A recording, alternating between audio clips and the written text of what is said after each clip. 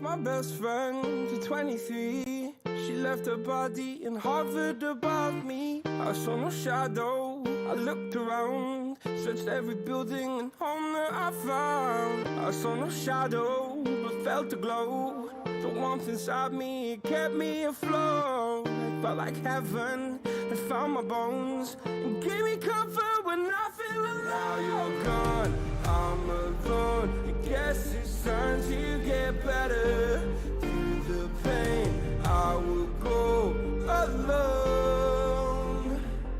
If I fall, break my bones, I will scream even louder. 'Cause I'm not dying alone. I lost my best friend to 23. She left her body and hovered above me.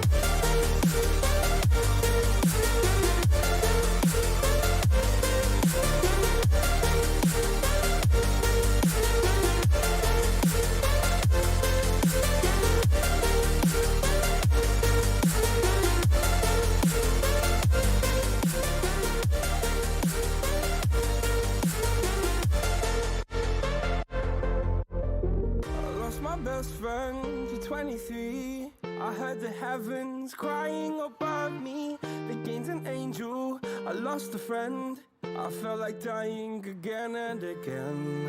I went through hell, stared at death, but I keep fighting with each living breath. I saw no way out from where I stood. Felt like the fire had burned me through. Now you're gone, I'm alone. I guess it's time to get better. Through the pain, I will go alone. If I fall, break my bones, I will scream even louder. 'Cause I'm not dying alone. I lost my best friend.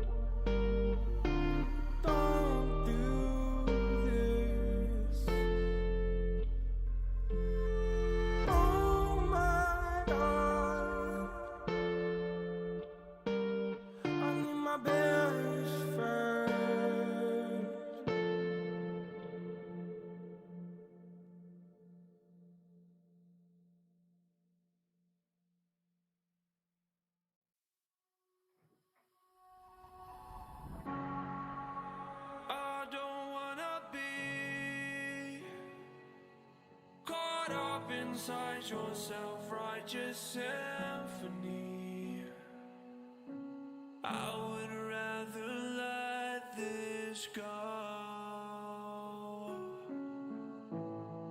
than to bring it up again.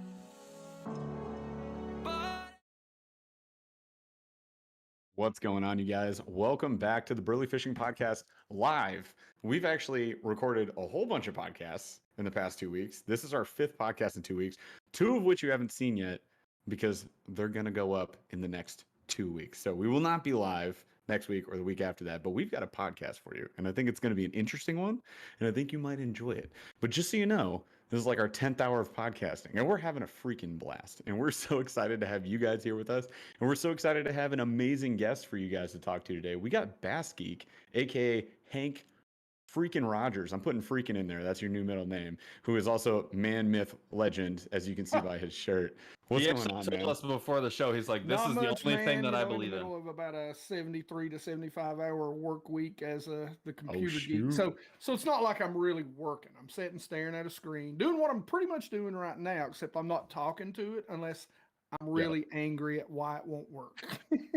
Then you shake it, and then you make sure it's plugged in and powered on. Right, Paul? Paul's possibly going to have internet issues today. We're going to find out. The question is, can you hear me? Sometimes I just open the case and throw screws in the side, and I can go ahead and order a new one. See, that's how it works. You're like, oh man, all these extra things that aren't supposed to be there. This is bad. Oh my gosh. Chaz, we should queue up a gravestone for Paul or me when our internets go down. And it's just like, R.I.P. Paul, R.I.P. Burly. It'd be good one.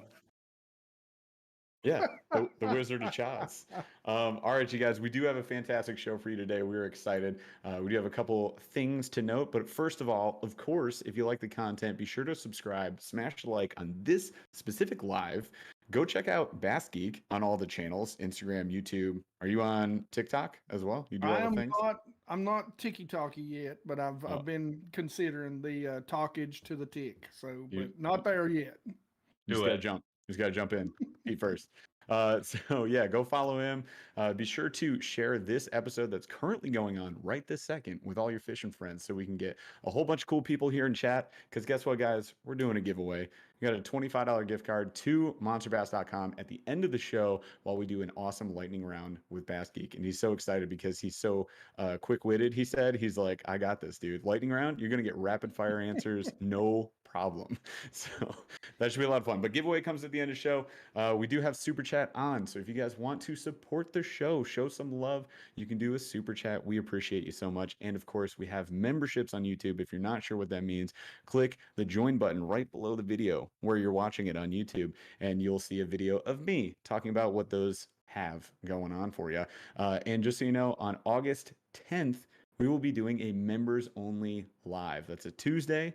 Same time as normal, 8 p.m. Eastern. If you are a member, Shart Deuce level, or, and I didn't tell Bass Geek about our member level names, but if you're a Shart Deucer or you're a Snorlax crew, then you can be in that live and you can hop on video and talk to us. It was a blast. The last one we did was like, what, Paul, 3 hours long? Total from time we signed on to signed off, it was like a little over 3 hours. We were on for about 2:15 or so. Just hanging out. As long, I was worried there for a minute. I thought you said fans only. I was like, wait a minute, am I in the right place here? No, you were like, wait a minute, he's saying it backwards. He's saying it backwards. We are I can't remember who did this, but somebody started an OnlyFins like logo. Was like Darian is fishing? It was somebody. I can't remember. Awesome. So credit to them because that's hilarious. But no, that's not what we're talking about. Just a recap here. All right, you guys. So we got some stuff coming up that you should be aware of. We are going to be at ICAST next week, the full time, 20th to the 23rd. We're going to be working full time. We'll be working with Akuma. We'll be working with MONSTERBASS. We're going to go check out the Busby booth. We're going to go hang out with Nico Bates and maybe anybody else that we can like bump elbows with and talk to. So it's going to be a lot of fun. We're posting a lot of Instagram stuff. You will get some Instagram lives, promise you. So we'll be talking to you live while we're down there in Orlando, beautiful Orlando, Florida. It's going to be fantastic. And by beautiful, we mean not Michigan. So if there is anything you want to see, very humid. Yeah, if there's anything you want to see at ICAST, let us know. Home, literally, of the monster bass. So there. True. It's true. It's a pretty fun place to fish. Really do want to catch some big ones, but we're not doing any fishing. We're going to be doing a lot of work, unfortunately. But I'm excited. I gotta be honest. Like, I used to watch, YouTubers back in the day go to ICAST, and I was like, oh yeah, that'd be so cool. Like, how do you go to ICAST? Have you ever been to ICAST, Hank?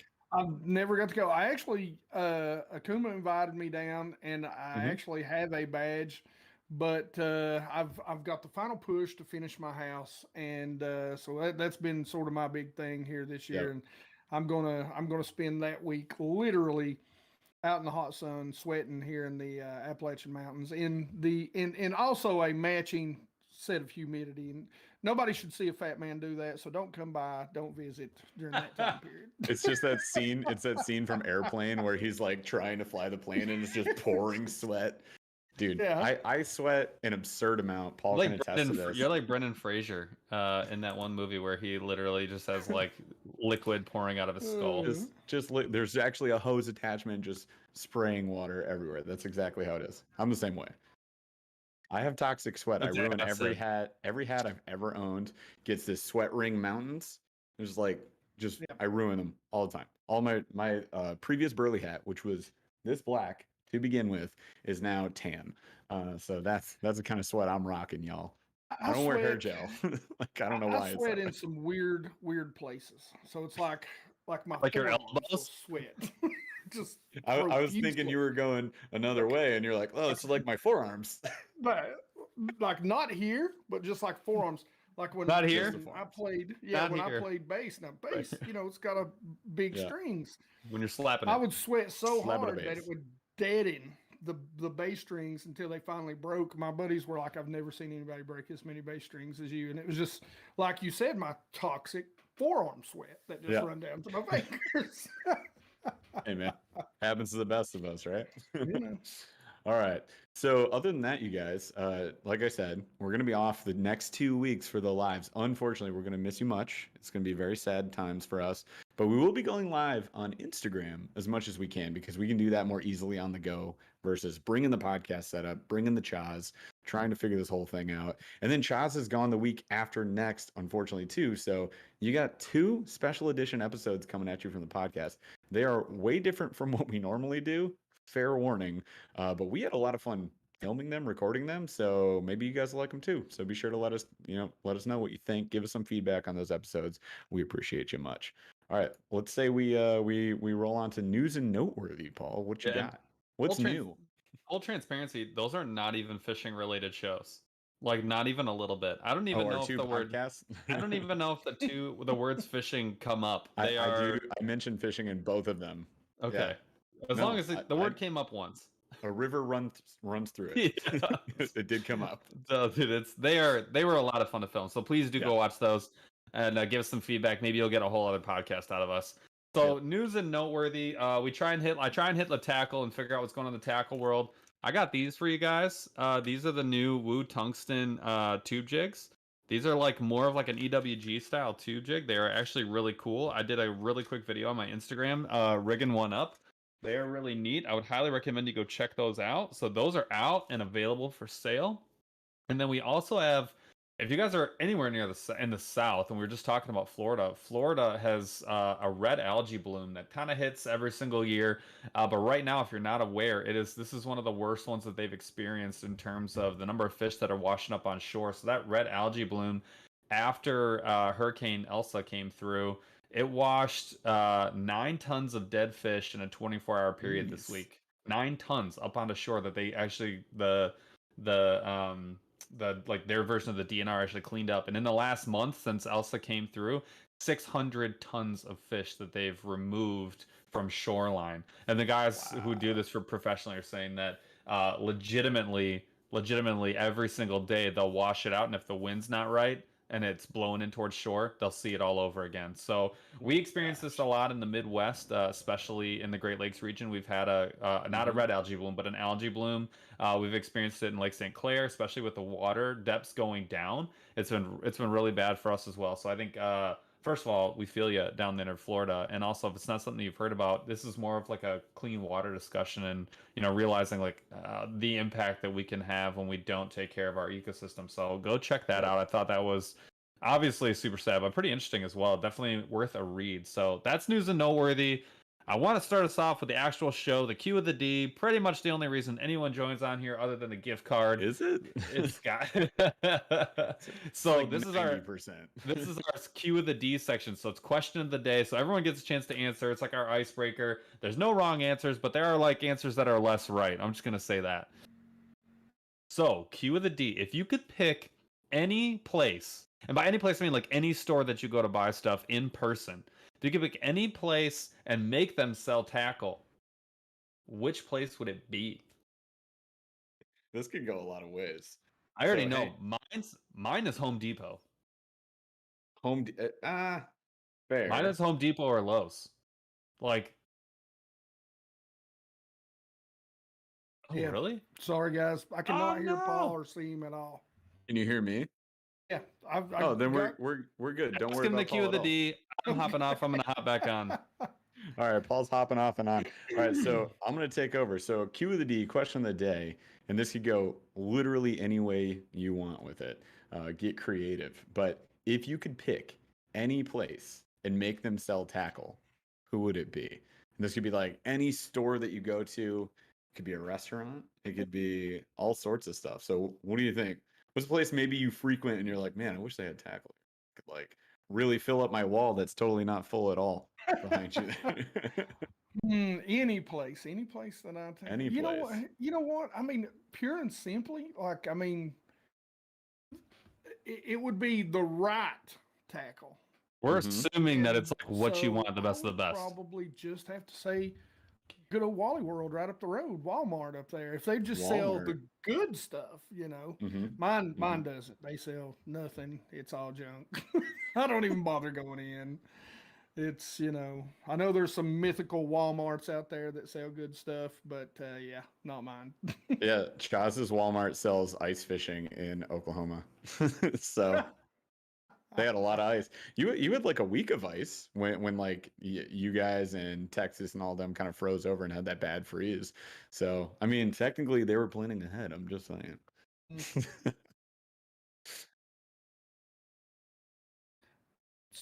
No, I don't exist to him. I can already tell. It's like he's just ignoring you because your stupid face No, and your stupid beard. No, I still can't see him. I see two Oh little no. It's gonna be things Jeff. that are Jeff's just gonna run two the little show from squares now dancing for right around now. each other. So Paul is gonna turn into Jaws. the agent in my ear. No, you're the agent in my ear. Like everybody in chat can hear you, Paul, though. I know. Oh no. So yeah, I don't know. That might be on your end, Hank, if you like right click his window. But you're saying his camera's not even coming up? Yeah, his camera's not even coming up. That's so weird. I was 'cause looking. we I don't got him. have him. I don't have him muted. All right. Well, while we work through our issues, I mean, you guys know it's episode 72. Like, of course we have technical issues. This is the life. I'd say for me, I'm thinking food or gas station. So I saw a lot of people said gas station here. Somebody said GameStop. Nice. Pizza Hut. I see Lowe's. I see People didn't think about the fact that there's actually stores you don't like. I don't want Starbucks to carry fishing tackle because I'll buy it every day. Starbucks. Yeah. You feel me? That's dangerous. So that's Yeah. why I kind of think like gas stations, but specific gas stations that you like always hit on a fishing trip. Those like Quick Stop when we were in Wisconsin. You know, whatever your favorite one is, Speedy Q, or are you a Shell guy, Paul? I can't remember. Oh no, BP and Speedway. BP and for Speedway. life. So yeah, specifically Speedway coffee, right? Like that's your jam. Yeah.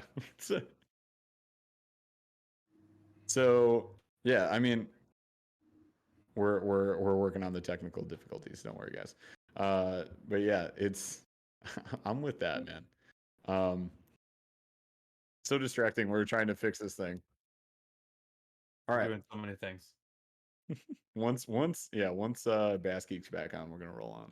It's But actually hey. a good call on Domino's. What if they delivered tackle? Yeah, somebody said Dunkin' Donuts, Kroger, Taco Bell. Dude, All right. Domino's for delivering tackle is genius. Oh yes. Oh, I See, can I see can you hear him now. Yeah, Yay!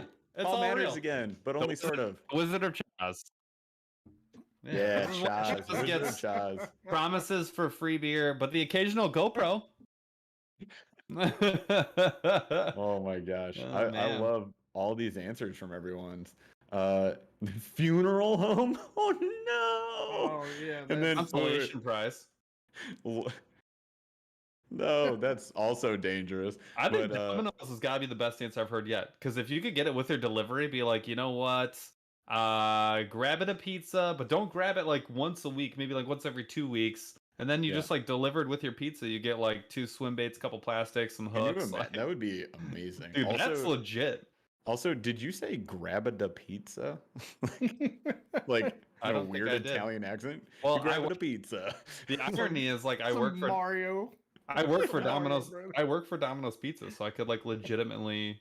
You could pitch this idea tomorrow. I can pitch this. I know a guy like the CEO. Here's what I'm hearing from you, Paul. If this doesn't happen in the next week or two, my fault. then you've let us down. Yeah, That's all I'm hearing. Is like you got shot down. You're not a good enough salesperson. $7 million worth of Vision 110s for sale tomorrow. It's Vision 110s. Like, yeah, I'll take a pepperoni, large cheese sticks, and let's in white. Let's do a mag draft. Just throw it on top, and 2 liters of Dr. Pepper.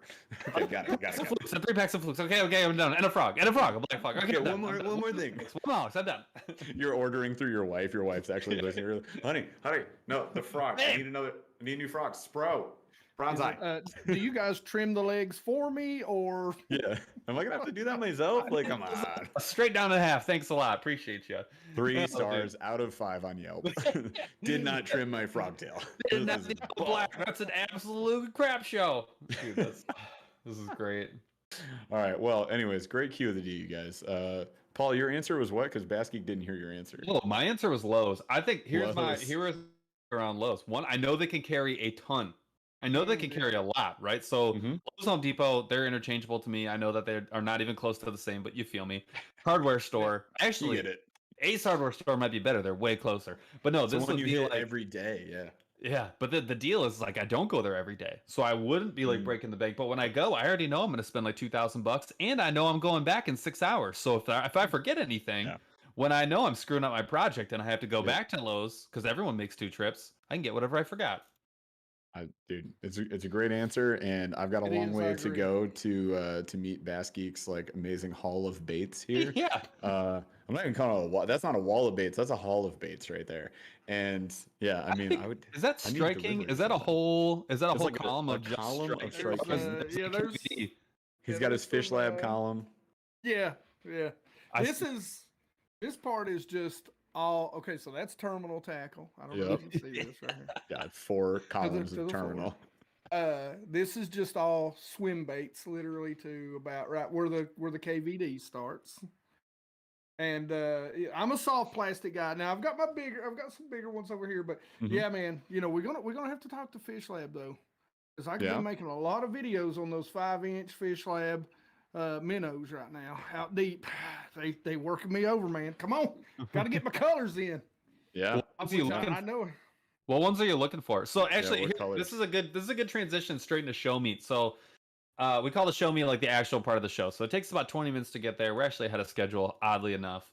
Tell us kind of like your fishing backstory. We always want to let people know like kind of where you're coming from when we talk fishing. And then right after that, tell me your favorite way to fish. Well, I mean, I didn't give away my favorite way to fish. You know, I grew up, you know, I grew up fishing. I live in Virginia. I live right on the Virginia-Tennessee border, close to, if you guys know Bristol Motor Speedway, I'm close to there, in a small town. And so I grew up fishing a lot of small lakes, really crystal clear, highland reservoirs. You know, Tackle Junkie always makes fun of me. If you guys know Tackle Junkie 81, he makes fun of me and he tells me all the time, he's like, all I ever throw is square bills. And he's like, a square bill to Hank is a DT10. Literally it is. Like if you're rubbing the paint off the boat, you're in 10 foot. You know, most guys are like, well, I throw an intermediate swim bait, and they're talking about like 8 foot. And I'm like, intermediate's like 15 feet, man. Come on, what are you talking about? You know, for me. But But I grew up fishing deep water, and when you grow up fishing clear deep water, out of my granddad's old John boat, way up on them. I mean, I think this small reservoir is probably like, uh, it's up there. I don't even want to take a guess at the height, but it freezes You're over talking solid. elevation. You're talking Yes. elevation. Yeah. Yes. And so you kind of had to learn how to fish out deep, and then of course, I mean, I've been using graphs. I'm actually a network engineer by day. I'm a computer geek by day. So, I know I sound like a truck driver, kind of look like one, but This is on the thumbs to prove that like you're actually a geek. Yeah.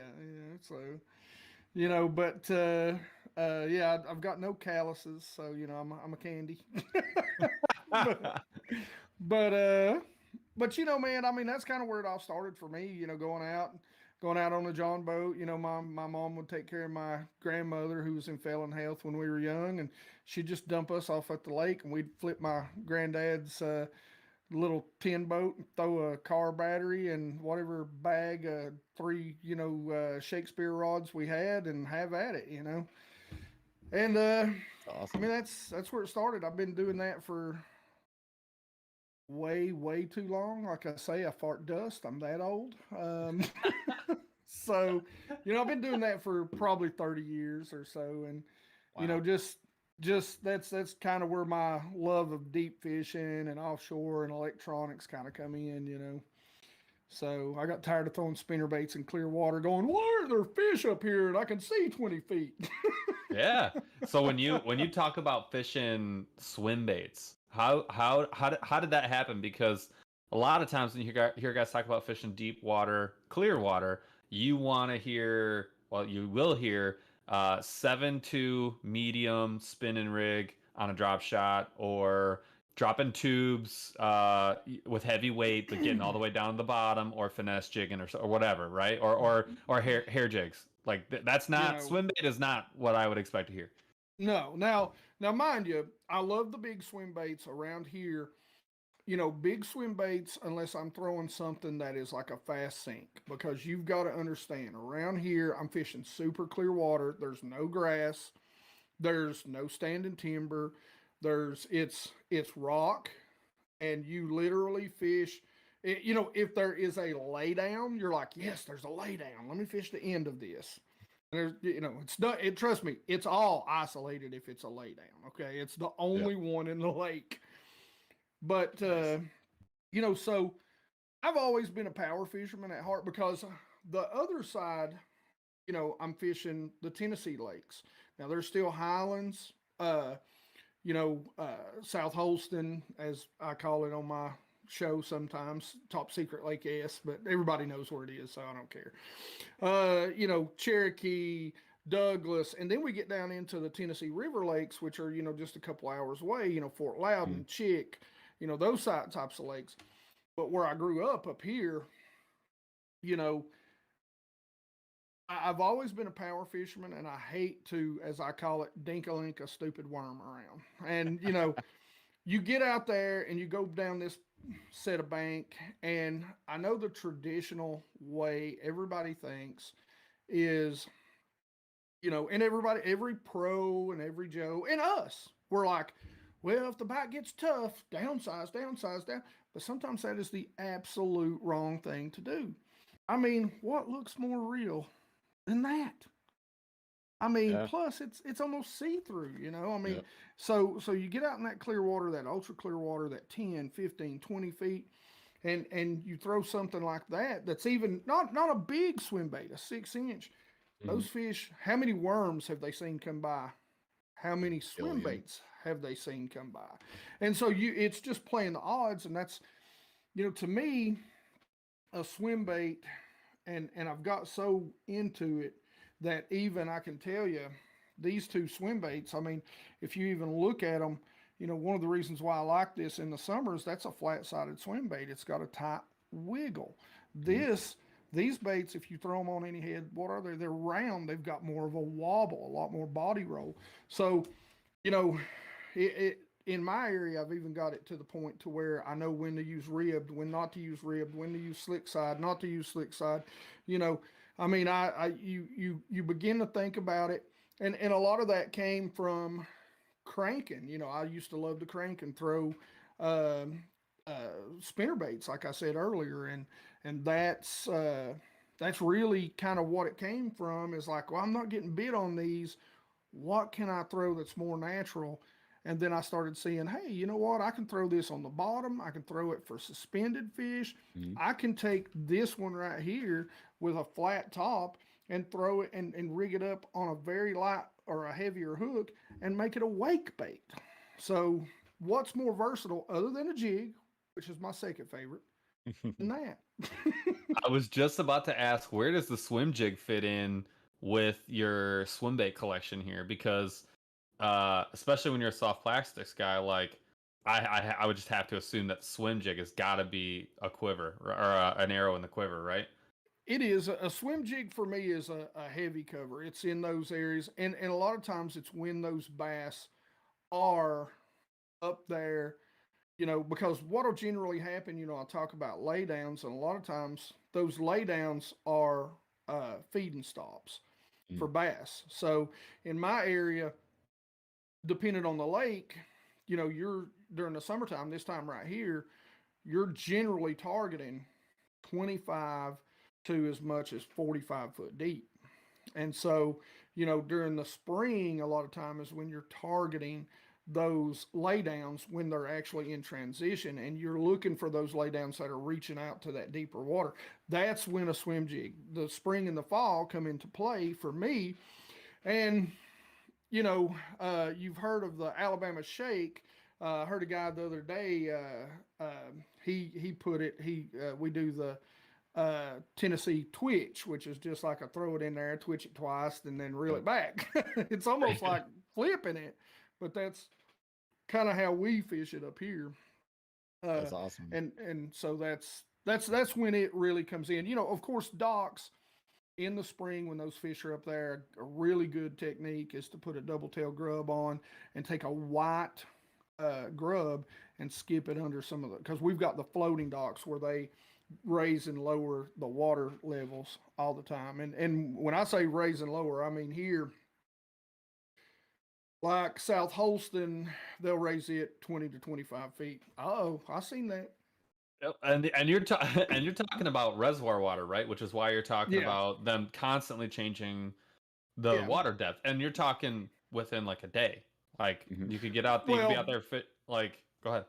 They'll not quite a day, but during the wintertime, what they'll do is they'll pull it down during the wintertime. So basically in preparation for, you know, the winter rain and snow, and then the spring.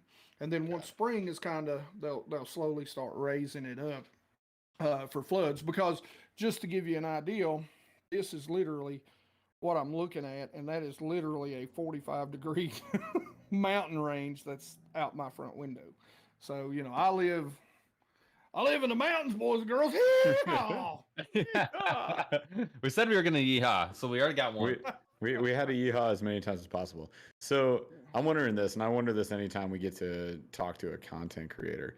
How'd you get into YouTube? Because I looked back to your oldest videos, and I looked at like your most popular videos and all that stuff, because that's what we do is we stalk our guests. And I saw that you've been making videos, at least ones that still exist, for 5 years. You've been on YouTube for like 5 years? Yeah. So what got you into it? Well, you know, when I was in high school, way back in the 1970s. No, I'm kidding. I'm not that old. I actually wanted to go into to sports television. I actually do, and I'm not doing it for you, so do not even try to coax this. I've not done it. I will not do it because it is embarrassing. Your sportscaster voice, are you talking about? Yes. I think he's doing it right now, and I love it. What if chat went crazy? What if chat was like, no way, not doing it. I'm so out of practice. I don't even know if I could do it. I haven't done it in years. But I Fine. did, and that was actually what I wanted to do. I was fishing. I love sports. I played baseball and wrestled and basketball, and I did not. Well, wait, I should not say.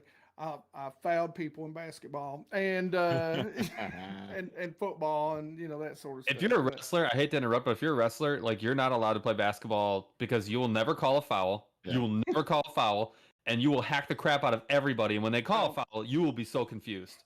You're like, Well, what? What are you doing? Like, yes, literally, that is my biggest problem. I've never called a foul in basketball unless I got punched, and even then, I just punched the guy back. Well, when I played, I stunk. I could rebound because I was just aggressive, and so basically, coach would be like, "You got 5 fouls. Use them. Get in there." Giving you a limit today, Hank. You only get 5. Dude, this is, I hate to digress this far into this topic, but I got you for 5 fouls. Jeff and I played rugby in college together. That's actually how we met. A sport, man. I'm too big for that. Like You're guys murder I was people. I was a great linebacker because I could go 25 yards really fast, but that was the end of it. Here's what you need to understand: you'd be a phenomenal rugby player, and that's a You would different destroy podcast people. episode. And I'm gonna make your dreams come true. That's so great to hear. So we played rugby in college together. That's how we met. We both wrestled. Jeff's much better than I am because he's a giant. But I lived in Minneapolis in the city, like downtown, for a couple of years, and I with one of my really, really good friends who I'm still good friends with, he invited me to come play basketball with him in his Mormon church league. And I was like, sure. He's like, dude, it's really competitive. Like, you're going to enjoy it. I was like, all right, sounds dirty. So first of all, they all went hard in the paint, and it was a ton of fun. Yeah. Dude, no, it was very aggressive. It was a ton of fun. What is that song? Church league, softball, fist Yeah, fight? yeah, dude, absolutely. That's exactly what it was. And every game got real. And anyway, so I go, and this is like maybe the 3rd time that I went. And I was playing very competitive rugby at the time, like the most competitive rugby I've ever played. This was after college, and so I go to play, and this kid who lives right above my friend, like we all drove together. First time I ever met him, was like super nice, like pretty quiet guy. We get him on the basketball team, and he was like on the other team. He was like super aggressive, and I was like, this is my kind of person. Like I'm digging this. He goes up for a rebound.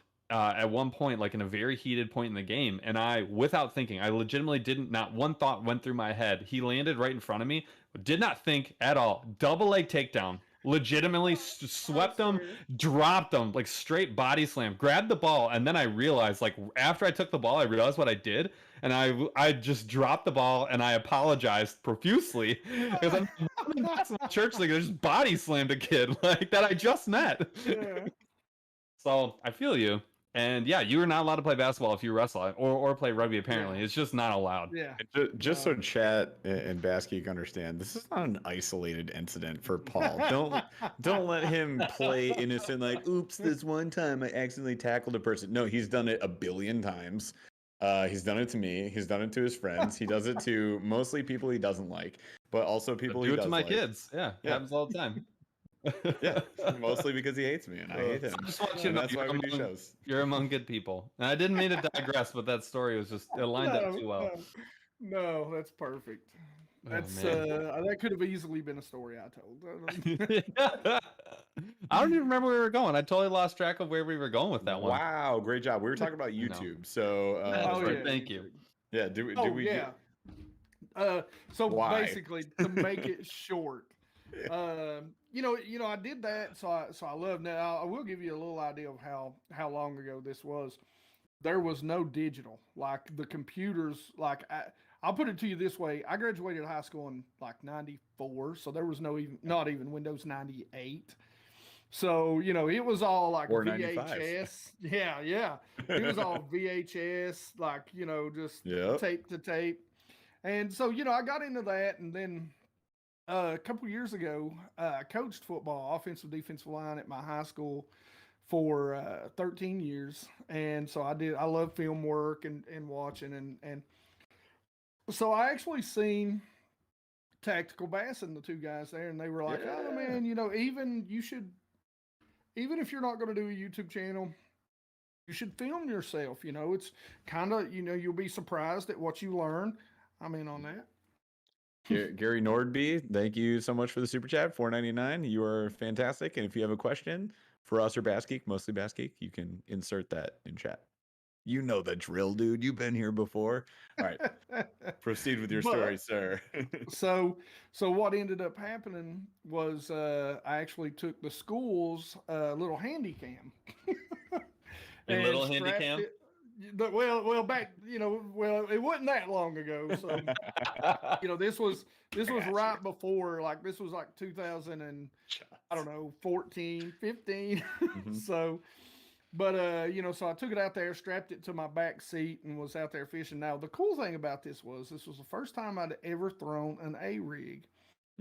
And I caught, the first fish I ever caught on it was a double smallmouth off of the middle of a ditch and caught them off a piece of tree that had fell in there. Nice. And so I got that on film. And I would have swore to you that I caught them literally within the first 2 cranks. Because I'm always a guy, I've got a pretty good memory, especially when it comes to fishing. And I'm like, oh man, I can remember every fish, how I was fishing it, where I caught them, what I was doing, And I got home and I pulled that up and I was like, I can't wait to see this. This is so awesome. I hope it come out. And sure enough, it was like halfway back to the boat. And I was like, holy cow. So I did that. And then that kind of fired up the old, video editing because I love to edit. I love to film. To be honest with you, I would much rather be the guy behind the camera and doing the editing than the guy in front of the camera. I love the creative part of it so much. And,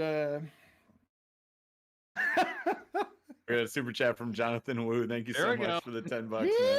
You must drink. Yeehaw! I think we have to yeehaw. Charles, I want to hear from you too. But and not sponsored. Yeehaw! If you'd like to, all of us will accept. Absolutely. We'll even take free beer. Okay. That's all I need, really. My favorite thing is for. But I started doing that, and I found, I think it was like Windows Movie Maker or something, and I was like, I wonder what's out there to make videos for free, because I had no idea I was going to do YouTube at that point. Yeah. And kind of made a couple of videos, and then my kids and a couple of buddies at work was like, you really need to put those on YouTube. And I'm like, no way. I'm like, the first 13-year-old kid that gets on there and starts cussing me, I'm going to be like, look, boy, I come from the Bible Belt. I'm like, I will get the soap out, wash your mouth, and take my belt off like your mama order. After that, I mean, you got to understand. I mean, I'm an offensive, defensive line coach. I'm used to. Listen, anybody that don't know about football, your kids are getting cussed on the daily basis. That's literally your job. Don't go yell at your coaches now. Listen, it's a good thing. They need to be men, okay? But all that being said, I mean, I just, I didn't know how I would handle the trolls, but I've calmed down in my old age, and finally I just did a lot of research and looked into things and decided, you know what, I really grew up with nobody but Bassmaster Magazine to help me. I never really had anybody. My granddad fished, but he trout fished, and he liked Jack and Coke a lot, and Mom and Dad wouldn't really want me on a John boat with him back then, And, so I just started doing it and jumped in. I was like, you know what? I'll do this for the people that are like me, that don't have anybody, that can teach them this stuff. And so that's kind of why I started doing it. And then I started realizing, holy cow, I know how to use electronics really well. And, at that time, there was a ton, I remember Mark Zona. Sorry, Mark, I don't mean to throw you under the bus, bro, but your video sucked. I'm sorry. But, Child's cut it. Child's cut it. Child's take it out. Michigan too, man. You just double punched us right there. No, listen, I love Zona. Dang it, I'll never go on the show. Clickbait is clickbait, and I mean, yeah. Well, so gosh. he had this right settings for your sonar, and it was nothing to do with settings. And so I got irritated and I started doing those videos. I really think I was the first one on YouTube that really were showing settings Nice. on sonars and stuff, and really talking about how I tweak them out. No, That's it's really legit. interesting. Hang on, Paul. Oh, sorry. Yeah, I'm go gonna ahead. stop you right there because we got a super chat, Oh. dude. So I want to give props to our unofficial Burly hype man _ and Paul's improved clinch knot for the $5 super chat. This guy, dude, his handle game is on fleek. Oh, It is. So he says, greetings from vacation in Anna Maria Island, Florida. So he did mention earlier on, he's like right in the middle of that stuff you were talking about, Paul, with the big kill. He says, need Bass Geek to finish this fight song. Wish I was on ol' blank. He knows the rest. Oh Do you my know the rest? God. Yes, but you got to remember, I'm from Virginia, man. I ain't singing that Tennessee song. You can take Is a it- pass. We'll take Are a we, pass. expected to hear Rocky Top? Is that supposed to be the Yes. next? Yeah, no, I got Yes. you. I got you. I might be from Michigan, but I know all about this. Okay, all right. See, I Old said man it Paul, full. he's a well-traveled man. Well, if it has anything to do with country music, even remotely, like I'm in. So Now let me Yep. go get my brother. He'll sing that all day for you. There you go. I love it. It's funny you say that though, and because I was watching a bunch of your videos and had watched a bunch of them before, and it's interesting that you say you're probably one of the first people to start putting like tactically useful videos on sonar settings, right? That's actually one of the things that I have had the most trouble with, as like I like being self-taught on everything. Like I prefer to screw it up and learn it myself. I do like having help, but I like only when I really need it. You don't. I really don't like unless You hate having help. unless I like truly feel like I'm never gonna figure this out and I like really need it. I really like to do things on my own, and so one of the things I still have like the biggest trouble with is actually like useful, tactical, to the point sonar setting and sonar explanations, like more the explanation than the settings. Like don't just tell me it's going to be better if I set it to 120 at 100 and then put the gain on 12 and just leave it. Like that's not helpful. I don't know why I'm doing that. I don't know why that's helpful to me. Like I don't want to be told how to. I want to know why it works the way it does. And that was one of the things I thought that was really unique about something. That's actually one of the first videos I clicked on of yours was one of the sonar ones, because I just saw the heading and I was like, dude, no one's making these, because they probably are never going to do well. They might do well over 10 years, but they're not going to like do 20,000 views overnight. But they're by far the most useful, because one of my questions that I had for you is actually, what do you feel like is like the one thing that a lot of fishermen don't know how to do that they should know how to do? And I was wondering if you were going to say electronics, or if you're going to go something like you don't know how to fish clear water, maybe, or something like that. Probably the one thing that I would say that they don't know how to do, and I can fall into this, and especially with electronics. Gosh, man, there's two. God Almighty, there's It's okay to have two. It's okay. They could be like so 1 and 1A. Number one thing that I've learned about YouTube. So one thing I've learned about YouTube is everybody's talking about the bait, right? Like there's some magical bait, or in a phrase I think we all use wrong is get confidence in the bait. And the worst bit of advice that I think we are all guilty of is saying, okay, to gain confidence in the bait, don't bring anything else with you. Go out there and throw that bait. Now that might work in a pond. And don't get me wrong, I'm not saying pond fishing's easy. I know there's a lot of heavily fished ponds, small bodies of water. Don't get me wrong, I'm not downplaying that at all. But to me, gaining confidence in the bait is learning how the bait is intended to be used. Okay, so that means what water level. Because for me, like if you go out and throw a Cinco right now, have a good day. You might catch one this big. And nothing wrong with that. Listen, I like catching them that big, but it's when I'm not catching them that big. I like that you avoid controversy like on everything except Zona's videos were terrible. No, Zona's videos are great. Just the one where he says, "I'm going to show you my sonar settings." It was a lie. Every other time you're like, don't get me wrong, but also Zona, that video was terrible. but really, I mean, you've got to learn, number one, the lakes and the areas that you're fishing. You've got to learn where that bait is at its best, what part of the water column is at its best, and then you have to learn when the fish are going to be in that part of the water column. You have to understand the transition. That's what people need to study the most. Transition, because transition, there's a whole wall of baits I can throw at different times at different water levels. I mean, when I'm fishing deep, I throw reacher jigs, A-rigs, swim baits, big spoons, big jigs, Magnum shaky heads, Magnum Nico rigs. I'm throwing everything at them, but I know it's because they're down there in this part of the water column. Now, I just have to figure out which they're going to bite that day. Right. So that's number one. Number two, when to move.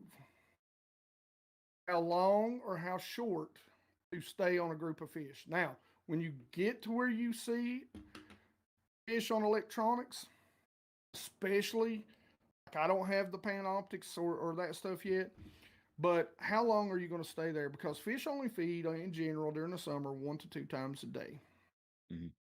That group of fish, they may be 100 there, but if you ain't catching one of them 100, and so you need to learn how to cycle, when, how long to spend at a place, and how long to stay at a place. One of the things I'm bad about is if I'm shallow water fishing, if I'm bank fishing, I come up to a tree, I make one cast, catch one fish, and what I do, I go on down the lake. I don't make multiple casts at that tree. Stupidity, and so you kind of have to, that's probably the two things I think most anglers have, at least me, have the most trouble in learning and getting better at. Really to take you to that next level. And I think that's why a lot of people make the suggestion, and I'm guilty of it too. I do it, maybe not that specific piece of advice, but like definitely that train of thought. It's people want you to get that good with that bait, to not where you can make it work in every situation, but so that you get that knowledge of this is how this bait works. Because if you don't fish a square bill, even if you know how a square bill is supposed to work, you're not gonna. You were talking about knowing the difference between those two really similar looking plastics. If you didn't cast those each 2,000 times, are you really gonna ever probably get that level of knowledge? Oh. Probably not. Right? I mean, if you don't fish a spoon, you can read all the articles you want, but if you don't fish a spoon, you're not going to fish it right the first time you grab it. So, but I do agree, and that's, to be honest, that's what kind of scares me away from using some baits. Like, if you ask me, like, hey, when should I use a drop shot? I know, like, the top 3 times I'm going to go to use it.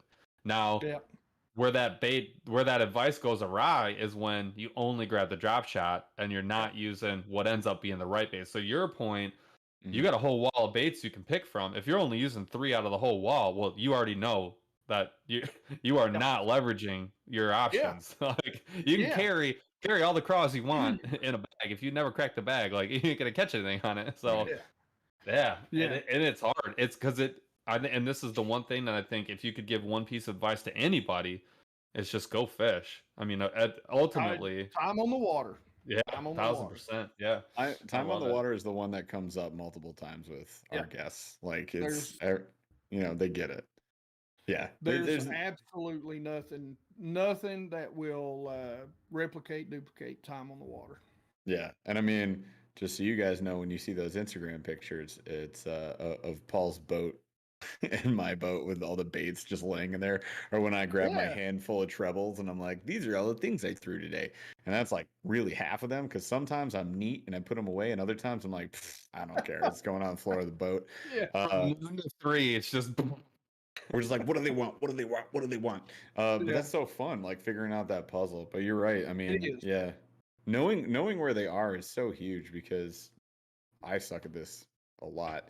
But a lot of anglers are not doing the research on the actual fish that they're targeting, like not understanding spawning, for example, and what changes around that time, and then like where they should be in the summer versus the spring versus the fall, and like what they might be keying in on and all that stuff. And it's crazy, because like you could do a little research, you could watch YouTube, you could watch your channel, obviously, Tactical Bass, and you brought up earlier, that's where I learned a lot of my stuff from, Bass University, Mike Iaconelli, whoever, follow all those things, learn all the stuff, and then go apply it. makes such a huge difference. Like a little bit of research time and maybe a couple hours a It week or does. something. And all of a sudden, you're catching like 3 times the fish. Well, Kind of and worth it. I thought one of the neatest things that you said, you with both your points, was you're seeing the first. You started with you're seeing the fish, and it kind of speaks to like your level of confidence in sonar, right? Because a Yeah. lot of guys will be like, go to where you think the fish are, and then start throwing the bait, and then that's maybe how you're going to figure out where they are. So I guess here, so I want to take advantage of your knowledge a little bit and learn a bit myself here. So I personally, so I have a Lowrance Hook 5 triple shot, and I can't stand it. I love it in a lot of ways. There's some things I really like about it. I don't have the side.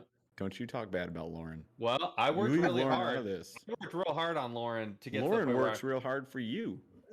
I Freaking worked jerk. I worked really really hard to feel like I was getting dialed in with that piece of equipment to where Yep. it was doing what it was gonna do, and then I kind of feel like I'm like 75% of the way there. And Jeff will attest, like I'm a nerd. Like I just sit and mess with it. Like I figure out. I looked at every color path where I'm like I found the two that I like best. Like these are the ones where There you go. I know what's gonna pop, and I found the two that I love. I know, and there's no right or wrong. Like it's whatever you feel like's giving you what you need. But even like I'll get weird with it.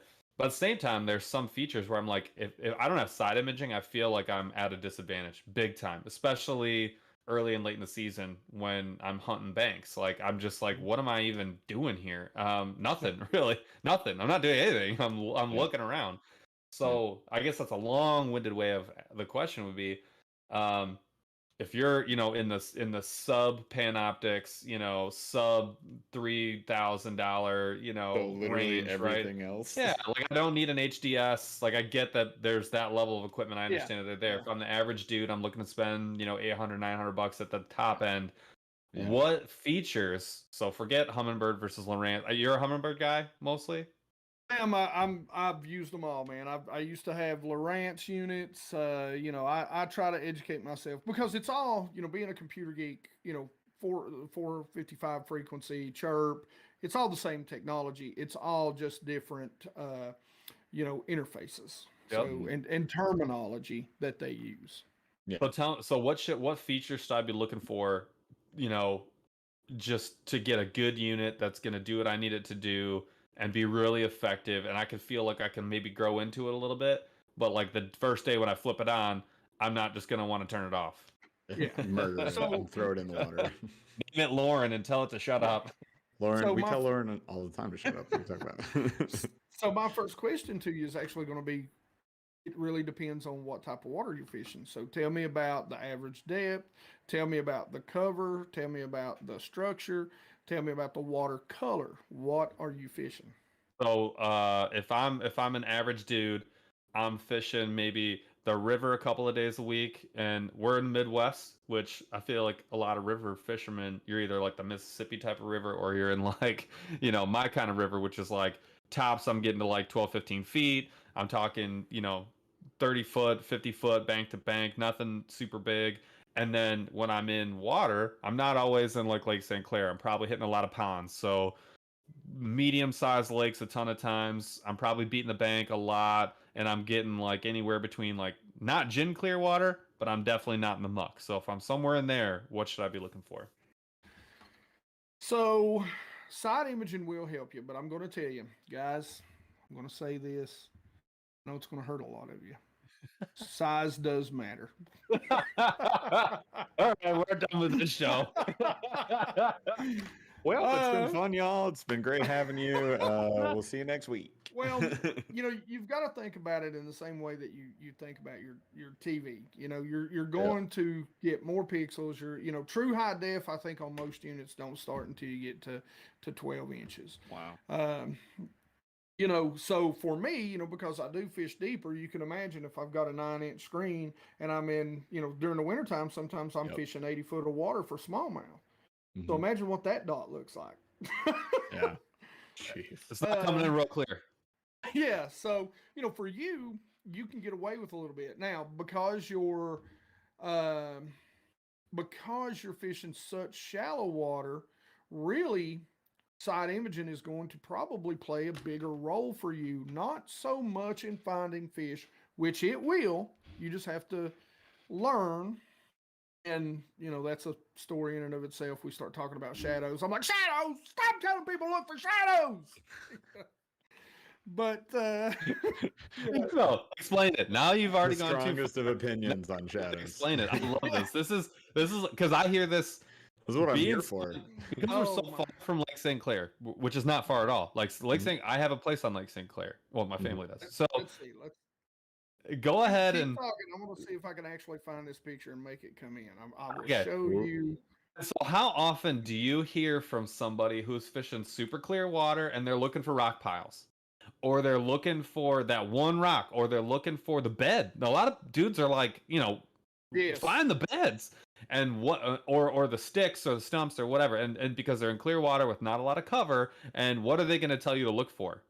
They tell you to look for the shadow because that is going to be the giveaway for the structure that you're looking for. And that's sort of what it looks like in the side imaging picture. So for people who don't know, when you're looking at side imaging, you've got like a screen with a line down the center, and then you've got a gradient of like really dark to like a brighter yellow going all the way out. And that's sonar shooting from the sides of your boat, showing you what the floor of the water looks like to either side of you. Yes. And you'll see like a bump with I'm using air quotes, a shadow, and that's what they're telling you to look for, because that's like the giveaway. Like you found what you're looking Yeah.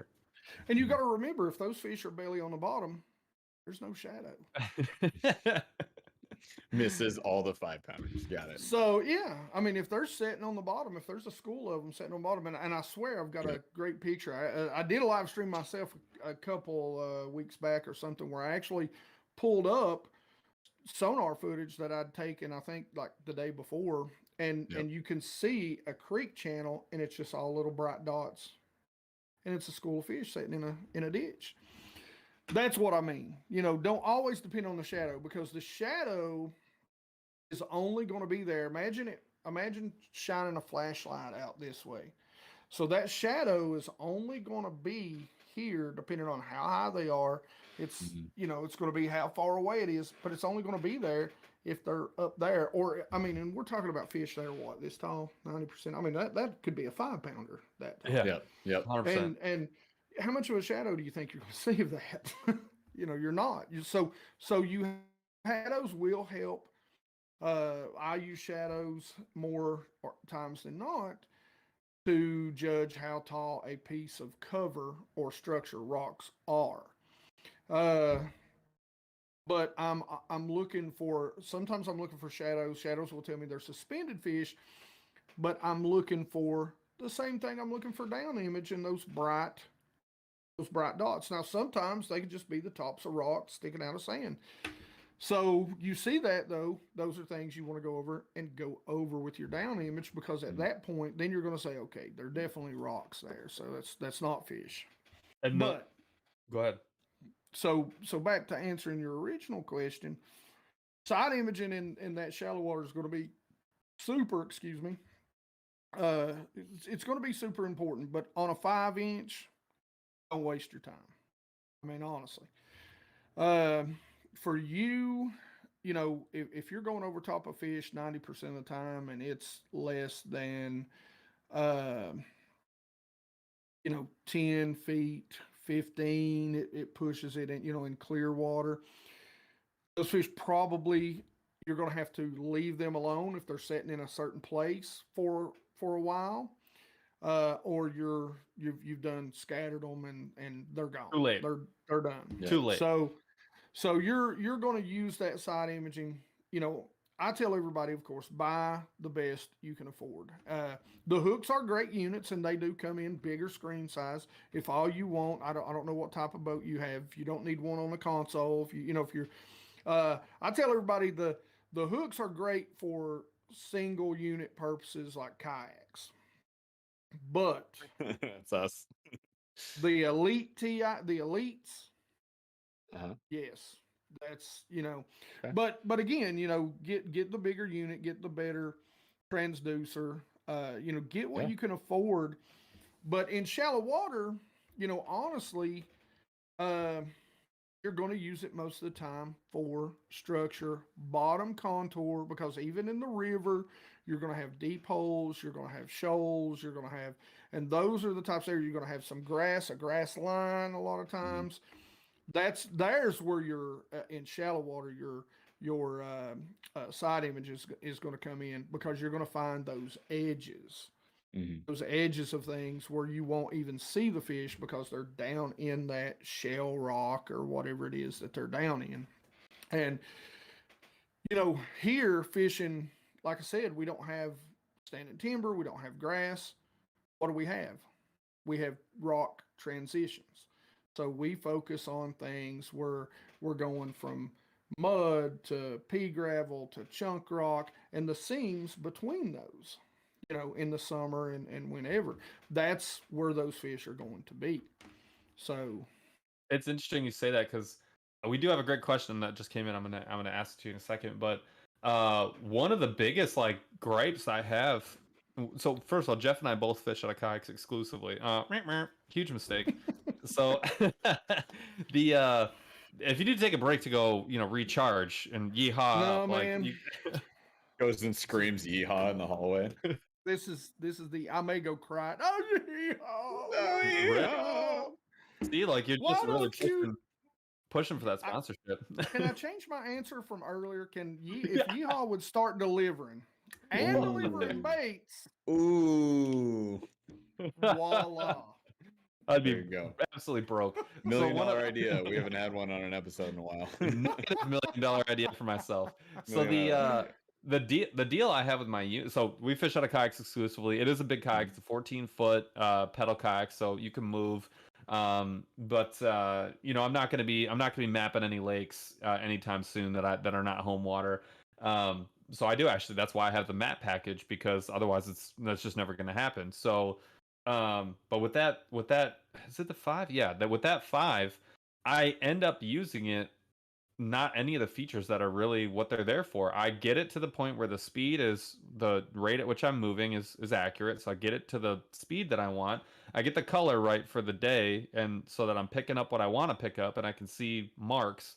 And then all I'm using that for is to spot the odd mark, to check my depth, and to figure out what I'm looking at on bottom, because I don't have side imaging, so I can't go look for whatever out to my left and right. So all I'm looking for is how much weed cover is there, what kind is it, and am I on muck, rock, or sand, and that's really it. That's really all I can use it for. I have yet to.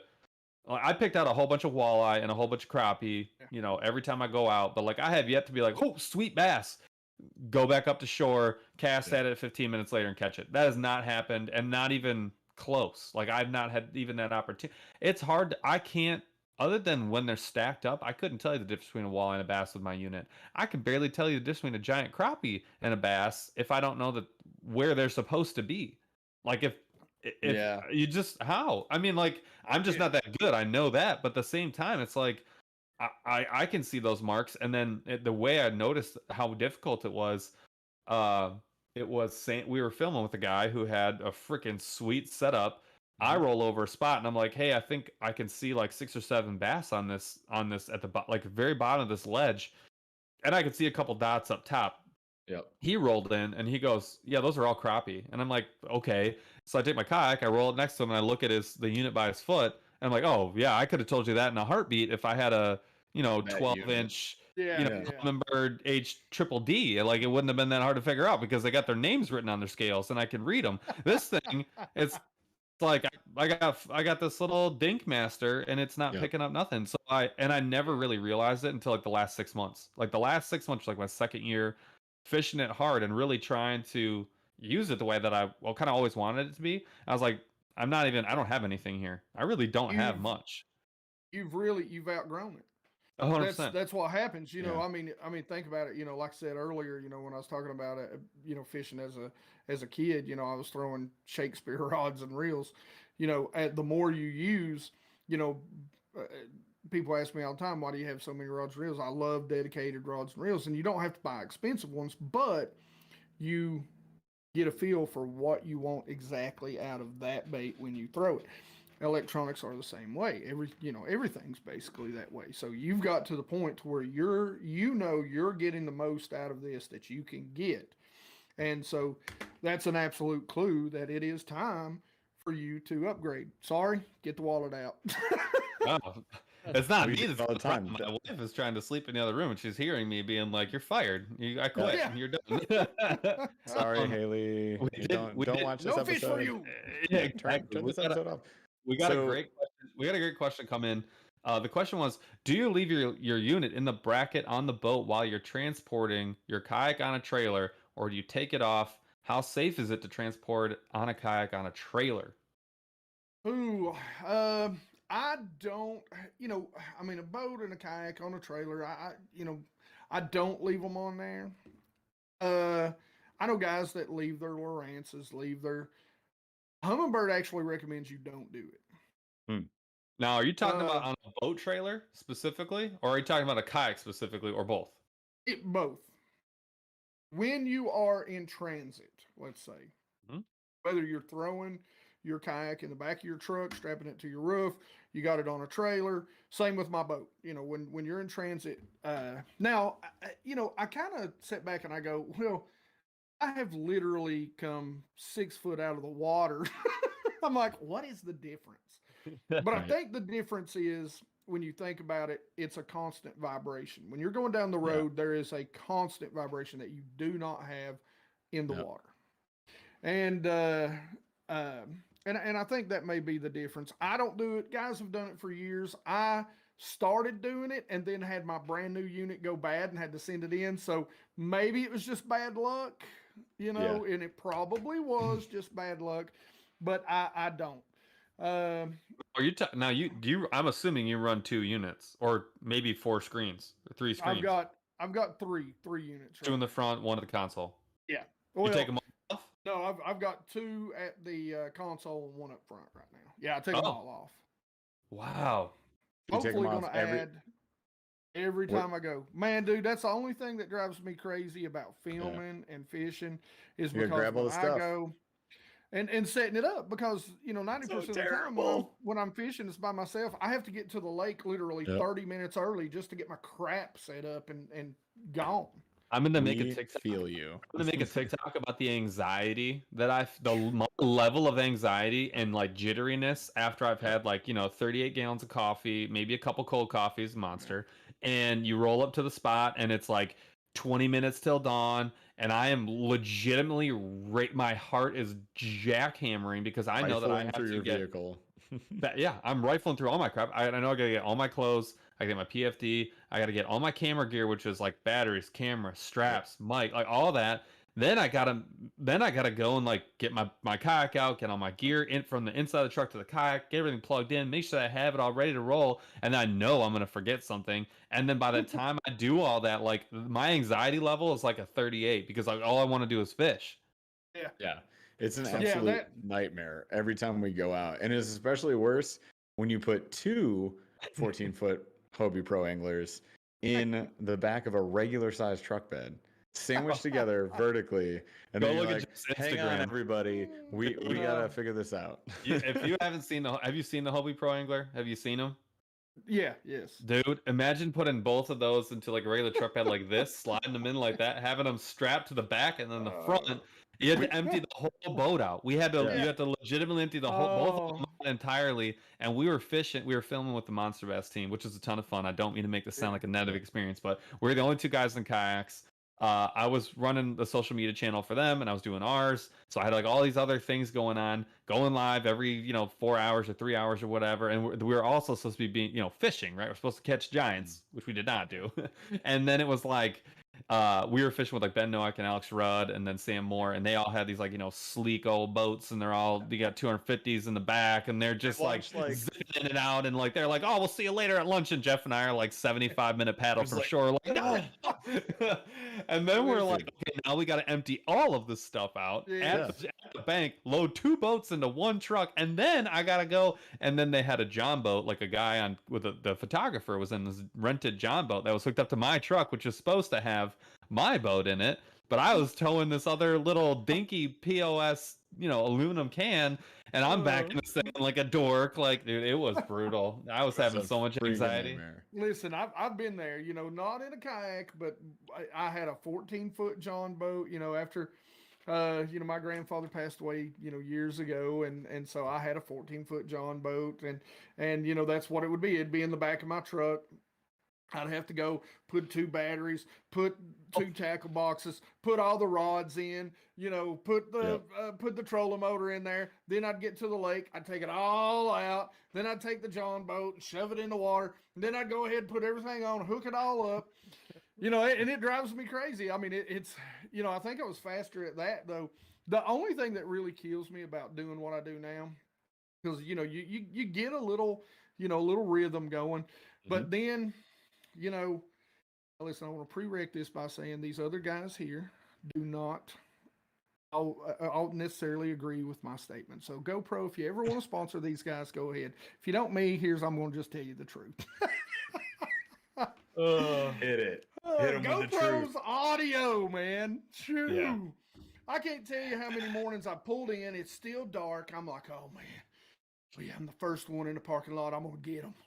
It's going to be a day. I got 30 minutes. Nobody's going to be here for the next hour. And then I'm standing there for an hour and a half going, test, trying to get audio to work. Yep. I have a lot of gripes. I actually have a lot of gripes with GoPro, but it's only because I use them so much. And then when I think about what the alternatives are, I instantly retract all my statements because I just got a 9 a couple months ago, recently. You've had it a while. We just picked up a couple extra 9s though. So and I have a 9 because I've been rocking the 8 for a while. See, I'm still rocking the 5s. Oh god, Dude, I just gave Paul Chaz my 5. Paul just sent his to Chaz. I've had a 5 black, I've had a 7 black, and I've had the 9 black. And the 7 from the 5 was a massive difference. And you talked about the audio. The audio from 5 to 7 was legitimately like another planet. And then the audio that when I used Jeff's camera from 7 to 8 was very different, but not. It was the wind mostly. Not amazingly better. The wind was the biggest difference. It has a much nicer cover. The problem with the wind on an 8 is that it digitizes the sound, so it sounds like you're auto-tuning like T-Pain, and you're just like, it gets windy. you're T-Pain. I'm on The 9. I've heard it's really good. It is much better. Now, the media mod, I have used outside in the wind, not in the wind, and in a studio, like in this room, which does have 2 windows right here. I don't know if it's the 2 windows or not, but that media mod really deadens the sound and makes it very thick. The directional mic open is much better than the media mod, and I'm willing to die on that hill. It's not close, but I know we're getting way into this is not what we're supposed to be talking about, but man, but when that's your only tool, or you're using 2 of those, and those are your only tools, you just like the sonar and everything else, you figure out real quick what you like and don't like. And there's a lot of stuff I can't stand, but again, it's hard to gripe when what's your other option? I know there's one other camera company out. Well, there's TacCam, which I know a lot of people swear by, and then there's another company that's kind of like an upstart that's supposed to have Sony. I know a bunch of people talk about the Sonys, but they're such an odd shape, sort of. Yeah. How do you put that up here and It's like a mini cam, like the old handy cams. Yeah. Yeah. It's really weird. All right, so let's throw a fun transition here. So earlier on, you were talking about I was getting in YouTube. I was a little bit hesitant because of the trolls, but funny you should mention that. Paul and I are going to do a trolls episode coming up soon. You guys stay tuned, where we basically we're going to read off some of the worst comments, because we recently dropped a YouTube short that for no reason whatsoever is at 1.5 million views. And I have no idea why. It's a dumb video, but thanks for watching. There he is. But the amount of trolls that come out on YouTube Shorts is on another level. We've had trolls in our videos, and they're just you're dumb, and I'm like, all right, cool, thanks for watching anyways and interacting. You helped. And then on the shorts, it's so different. It's so bad. So we're gonna read off a bunch of those. But my question to you is this: what is because you said you're I'll put them in their place. I want to know I'm gonna get a shirt that says #ITrollTrolls. Yes, that's what I'm asking. So worst troll, and how did you troll them back? I want to hear that story. Oh, listen, troll man. the trolls. You got to remember. Okay, so the most regular comment troll wise, and I don't get a lot of trolls. I really don't. I'm YouTube thankful for that. YouTube is surprisingly positive. I Yeah. I am on your constantly channel, not on shorts. The fishing world. I think it's the fishing world. That's fair. Yep. But now I'll tell you the funniest one. But I'll tell you the most common. The most common is, it'll be something to the effect of like, "You're fat and stupid." And so my common reply to that is, "Oh my God, I'm fat? You just saved my life. Thank you. Oh, I didn't know. I'm going to go on a diet and exercise today. You really just saved me. I thought I only weighed 120 pounds." I'm gonna cut from 30 beers a day to 29. Yeah. You got it. Thank you so much. One less Now- yeehaw. Now, the funniest one was, I don't even remember what the guy said, but it was pretty rough. Mm. But he says something, and I said, "Listen, man," I said, "just so you know, I'm a network engineer." I said, "So I'm going to hack you. I'm going to steal all the porn on your laptop and send it to all your family and friends. Might not want to talk to me like that."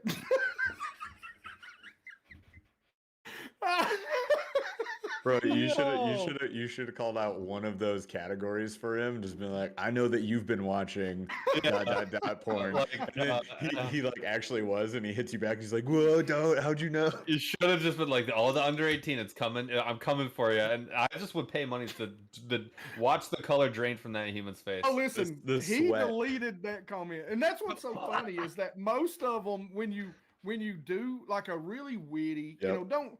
If you get on there and get all mad and like, "Bah, bah, bah, bah, bah," that's what Screw they you, want. dude. Yeah. If you do something really witty, most time they just delete it. They're gone. You can win. I've been telling Paul this because I've been doing it on YouTube Shorts, and it's amazing the amount of times. If I had a nickel for every time, I'd Now, be we're rich, I talking swear. about this. We're all screwed. Yeah. Oh, no, yeah. 100%. It's like Yeah. Dude, everybody's bring coming. bring it on, because guess what, nerds? This is how YouTube works. Interactions. So whether you dislike or like a video, they both count as good. And if you comment, no matter what you comment, it's actually good. So then we troll Thanks. you back. And like, yeah, it's crazy the amount of times that they will retract the comment. I had a dude the other day change the comment. It was originally super mean. And then I was like, "What the heck's your problem?" And then he came back. And he was like, "Oh my gosh, I'm so sorry." And like his original comment, he said, "Guys, when you wake up angry, don't leave comments." Well, Changed it. listen, I am all for constructive criticism. I am all That for would be appreciated. don't Yeah, be a d-bag when you do it. exactly. And I people mean, people have gotten, I think, most people though, when they are giving constructive criticism, they'll always like qualify the statement. It's like, "I'm not trying to be a jerk." But what are you talking about? Like, like legitimately, like, That's Well, fair. no. I mean that sincerely. Like a lot of people when they have a legit No question. offense, but Well, you're there's an that, idiot. but I don't think that shows up like that voice doesn't really come out in the comments usually. They're just like be jerks. Like I'm sorry, I gotta make sure that this one. The like I recently just had a video where I've had to deal with a lot of comments, and most of the times when like there were a couple people who were like, I legitimately, don't get mad, I legitimately have no idea what's going on, please explain this to me. Yep. yes. In so many words, and like that's not what we're talking. We're talking about that dude. Like this one dude came up on one of my YouTube videos I did for MONSTERBASS, and he just like laid into me, and I Dude, do he what I do, like, 'cause blasted I you. don't, and I do not care. I legitimately, that dude has zero impact on my day. Like I have two brothers, and like there's no way you're gonna do worse than that. So like I do not care in the slightest bit. So my advice to Jeff and to anybody else, period, you got to handle it your own way. Like however makes you feel good. Like you go nuts. It's gonna work just out. like to It's have gonna work fun. out. That's what I'm saying. So Me for too. me, I will be like overly nice to where it's obviously snarky and be like, "Thanks for the comment," and like just call out the Yeah. like, "You're being a huge jerk. Like you know it, Yeah. I know it, but you're not bothering me." And I think I went on there and I basically said, "You should try and fish this bait. It might be better than you think. Thanks for the comment." Dude, like 7 people right after that were like, "Who pissed in your Cheerios?" Like, and It's like backing you up. That was I was awesome like, to yeah, see. there it is what it But is. but that's what I mean by being tactful about it sometimes. Yep, You know, sometimes that's how you approach it. If you come That's out how you angry, you win. already lost. I mean, that's like That's the it. it's just like a bully, Yes. dude. Like you can beat them up, sure, but like you can't beat everybody up. I can attest to this. But like at the end of the day, like you can always win. Like you can you can legitimately sit back and like choose to win and just be like, appreciate ya, thumbs up, heart your comment, and then just be glad that someone commented on your video and move on. And like, do not let it. I'm gonna like literally just choose to not let this ruin my day. So like, Miss you so much. so like, I I had gave a, Jeff constructive criticism about his podcast, and now here we are, You get- and I'm doing it, Yeah, yeah. and we're doing it live. Chaz messaged me out of the blue. He's like, "Hey, I just, no offense, but your podcast is trash. It's terrible. It's the worst thing I've ever watched. I would enjoy watching it if it was better. Here's the deal. I'll run the show for you." And I was like, "Yes, please." There you go. Yeah, it's not an issue. I love it. Not Great an question. All right, so we are getting we're at like 9:20, so I want to hit some of these questions. This one I'm really interested. This is like I'm selfish with all my questions. What are we already talked about a couple of them, but if you had to like rank your top 3 techniques that you like want to be successful any day that you go out, what are like your top 3 like favorite ways to catch fish? Oh, definitely a swim bait, and when we were talking earlier about the gaining confidence, you'll notice that most of the baits that I really really like are very very versatile. I've only had 3. Making them Yeehaw, I words. swear to God. Yeehaw, number Very- 10. Let's go. very very versatile from top to bottom. Yep. And so that really eliminates having to use all these.